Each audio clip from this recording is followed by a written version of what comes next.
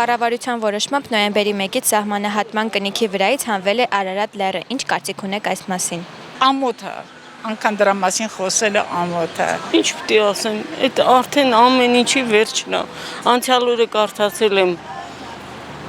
գրական թերթի վերջի համարը, որտեղ Իսահակյանը, Չարենցը ոնց են գովերքում Արարատը, Արագածը, հա, բայց այդպիսի անշնորհքություն, դա գետ անգրագետ մարդու պահվածք է, ուրիշ ոչինչ։ Դե Թուրքին հաճոյանալու համար պիտի տենց անեն։ Մեր հզոր վարչապետը ամեն ինչ անում է հանուն Հայաստանի, հանուն հայ ազգի։ Ենթադրենք Արարատ, ասում են Արարատը մերն է, Արարատը մերն է։ Մերը չի։ Վանը մերն է։ Դե դա սխալ է։ Դե որովհետև դա մեր սիմվոլն է, անպայման պետք է մնա։ Լերը իրան տեղից չի հանվի, մարդկաց մտքից չի հանի։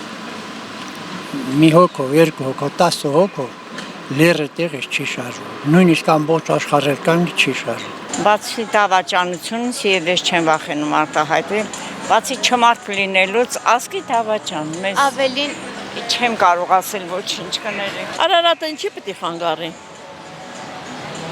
Եթե լեռան նկարնա, լեռան ինքը նկարա, ուղղակի տեղադրված նկարա, ինչին պիտի խանգարվի։ Վերացնում եմ, որ մեր այս եկող սերունդը ոչ մի բան չիմանա։ Ուղղակի մեր հայերը զոմբիացած ապրում ենք։ Խաղաղ Հայաստան մենք չունենք, կեղծ խաղաղություն է էսի։ Երևի կփոխվի կառավարությունն այն ժամանակ ամեն ինչ նորից կմտնի իր հոնի մեջ, այսպես չի մնա։